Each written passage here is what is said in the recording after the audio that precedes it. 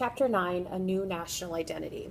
Following the War of 1812, the United States signed several treaties and agreements with other nations. These treaties established U.S. borders and solidified its status as an independent nation.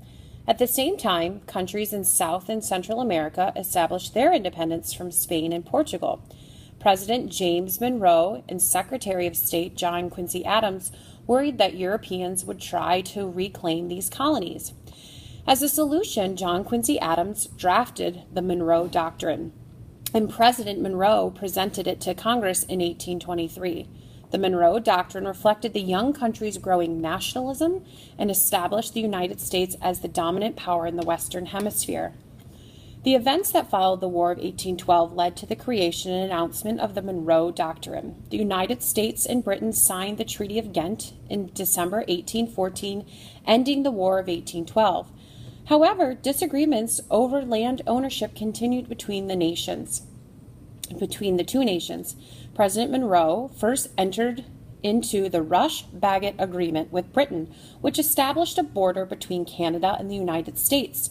The border was unclear, however, and Monroe negotiated the Convention of 1818 to establish a clear boundary at the 49th parallel of the Great Lakes to the Oregon Country, which Great Britain and the United States agreed to own jointly. The United States also jointly owned Florida with Spain. In 1817, General Andrew Jackson led troops into Florida and captured much of the territory in the First Seminole War. The United States purchased Florida from Spain for $5 million and entered into the Adams-Onis Treaty, also called the Transcontinental Treaty, with Spain. In the treaty, Spain gave up its claims to the Oregon Country, and the United States gave up its claims to Texas. The treaty also established a clear boundary between the United States and Spain at the 42nd parallel. After signing the Adams-Onis Treaty, the United States owned land from the Atlantic Ocean to the Pacific Ocean. Spain and Portugal still owned most of South and Central America. However, countries such as Mexico, Brazil, Colombia, and Peru established their independence between 1817 and 1823. John Quincy Adams was worried that Europe would try to regain the territory it had lost. Adams drafted the Monroe Doctrine, and Monroe presented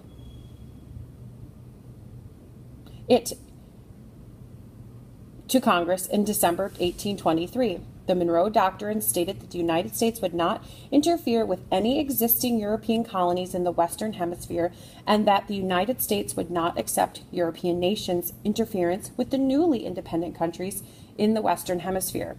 The United States would view any such interference as a threat and take military action.